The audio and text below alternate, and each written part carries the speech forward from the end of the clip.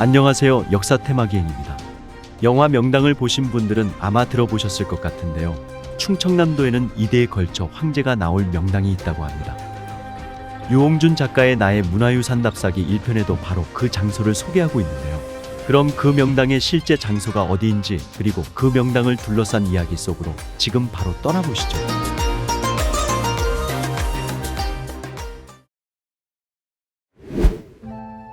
충청남도에는 가야산이라는 산이 있는데요. 가야산은 서산시와 예산군 그리고 홍성군의 지역에 둘러싸여져 있으며 예로부터 이 지역을 내포라고 불렀습니다. 내포는 이중환의 택리지에서도 이렇게 표현하고 있는데요. 충청도는 내포를 제일 좋은 곳으로 친다. 가야산을 중심으로 서쪽은 큰 바다여 북쪽은 큰 만이고 동쪽은 큰 평야, 남쪽은 그 지맥이 이어지는 바. 토지는 비옥하고 평평하고 넓으며 물고기와 소금 등이 넉넉하여 부자도 많다. 지금은 충남혁신도시라고 하여 충청남도 도청이 새롭게 이전하였으며 내포 신도시라는 새로운 도시가 형성되었습니다.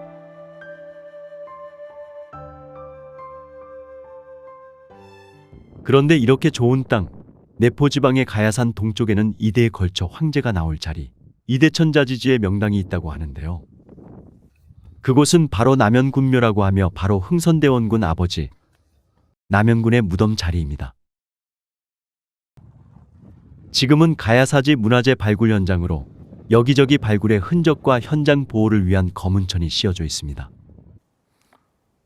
주위를 둘러보면 이곳은 이렇게 산으로 둘러싸여 있으며 소위 명당의 조건에 해당하는 요소들 조산, 주산, 안산, 좌청룡, 우백호가 잘 드러나고 있다고 합니다.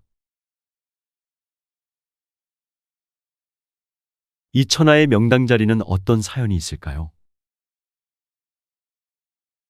흥선대원군의 젊은 시절 아버지 남연군의 묘자리를 찾던 중 정만인이라는 직관에게 이대에 걸쳐 황제가 나오는 자리라고 하여 이 장소에 대해 알게 됩니다. 하지만 여기에는 가야사라고 하는 절이 있었는데요. 가야사는 고려시대에 창건된 것으로 추정하며 유서 깊은 이 사찰을 흥선군은 자신의 재산을 절반을 주고 스님들을 내쫓고 불을 질러 폐사지로 만들었다고 합니다. 남연군묘가 있는 자리는 가야사의 금탑이 있던 자리라고 하는데요. 금탑을 부수고 묘를 파려고 하였는데 그 자리가 모두 암석이었다고 합니다. 그런데 도끼로 바위를 깨뜨리니 도끼가 튀기만 하여 흥선군은 도끼를 들고 하늘을 향해 이렇게 소리쳤다고 합니다. 나라고 왜 황제의 아비가 되지 못한다는 것인가. 그러자 도끼는 다시 튀지 않았다고 합니다. 매장을 마치고 난 흥선군은 나중에 누가 손댈까 걱정되어 철 수만 근을 녹여 부어서 다졌다고 합니다. 그렇게 해서 남연군묘가 조성되었고 이후 실제로 흥선대원군의 아들은 고종황제로 손자는 순종황제가 되었으니 풍수사의 예언은 맞은 셈이 되었습니다. 하지만 우리는 남연군묘를 통해서 한 인간의 야망이 얼마나 끔찍한 일을 벌이는가를 느낄 수 있습니다.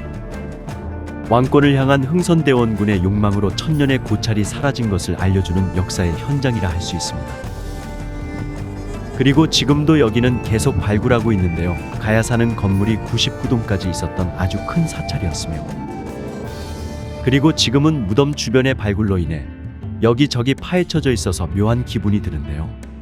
고종은 황제에 오르고 대한제국을 선포하였지만 일본에 의해 나라를 빼앗겼으며 흥선대원군의 자손들도 좋지 않은 결말을 맞았습니다.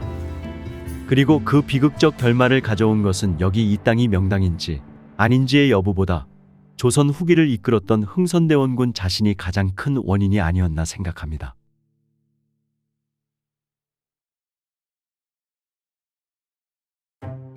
다음으로 갈 곳은 건축 시기가 확인된 목조 건물 중에 가장 오래된 목조 건물이 있는 사찰인데요. 남연군묘에서 가야산을 돌아 남쪽으로 가면 덕숭산 수덕사가 나옵니다. 수덕사는 덕숭산 중턱에 자리 잡았으며 백제 때부터 내려오는 유서 깊은 고찰인데요. 현재에도 대한불교 조계종의 제7교구 본사라고 합니다.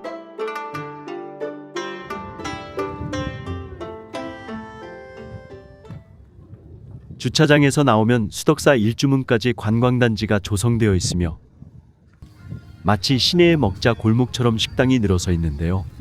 식당의 메뉴도 거의 다 산채 비빔밥집이네요. 우리나라 관광단지에는 비슷한 음식점이 너무 많은 것 같습니다. 식당가를 지나면 기둥이 4개인 문이 나옵니다. 이것은 일주문이 아니고 선문이라고 합니다. 이 문은 수덕사 대웅전 건립 700주년을 기념하기 위해 세웠다고 하는데요. 현판을 보시면 다른 점이 느껴지시나요? 바로 한글로 된 현판을 걸었다고 합니다.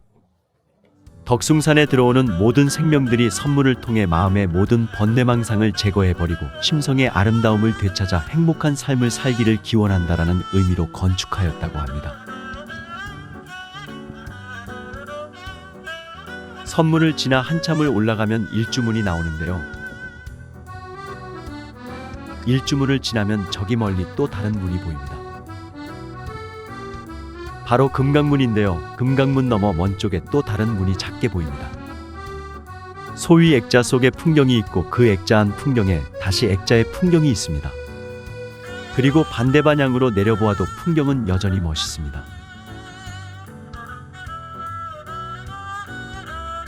금강문은 금강 역사를 모시고 있는 문인데요.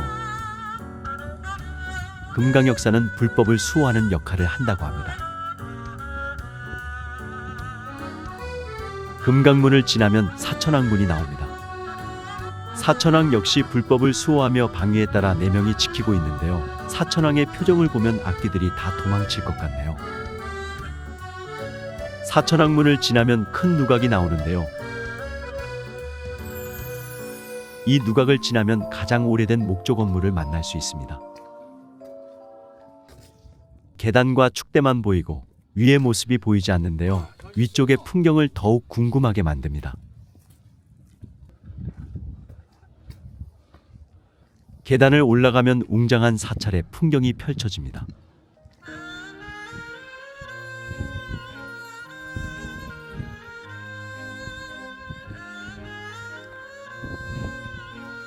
이 유서 깊은 장소는 편안하면서도 근엄한 느낌을 줍니다. 그 중에서도 눈에 띄는 것은 단연코 대웅전인데요. 이것이 바로 고려 충렬왕 34년 1308년에 건립된 것으로 창건연대를 알고 있는 목조 건축물 중에 가장 오래된 목조 건축물이라고 합니다. 수덕사 대웅전의 건축은 그 구조와 외형이 단순하며 간결한 것의 아름다움을 보여준다고 하는데요. 700년 동안 그대로 아직도 사용되고 있어 숙연한 마음이 든다고 유홍준 작가는 말하고 있습니다.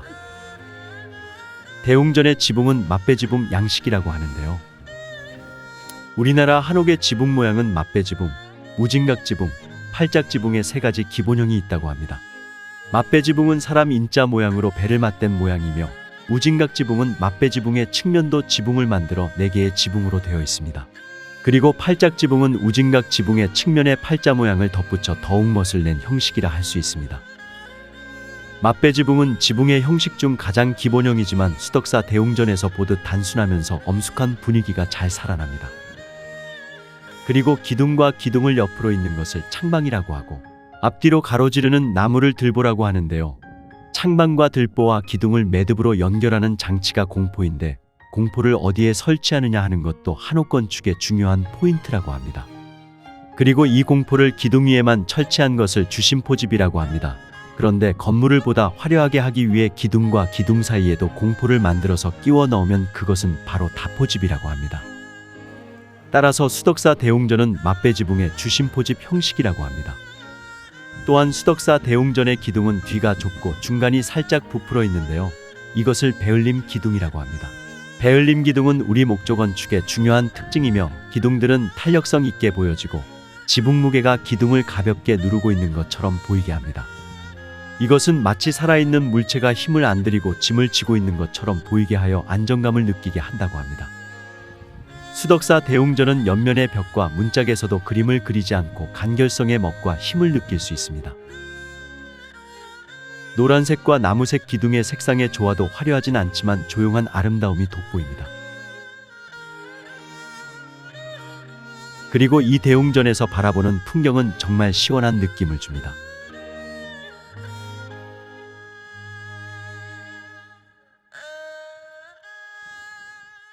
대웅전에서 내려가다 보면 수덕여관이라는 초가집이 나오는데요. 지금은 여관을 운영하지는 않고 전시의 형태로 초가집만 보존하고 있습니다. 본래 수덕여관의 주인은 고암 이응로 화가의 부인이 운영하였다고 하는데요. 유홍준 작가님은 여기 수덕여관에서 자연의 소리를 들으며 하룻밤을 묵었다고 합니다.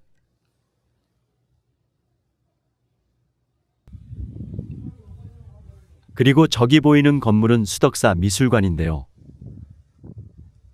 우리나라 최초의 불교 전문 미술관이라고 하며 고암 이응로 화백의 작품과 불교 미술 작품을 전시하고 있다고 합니다.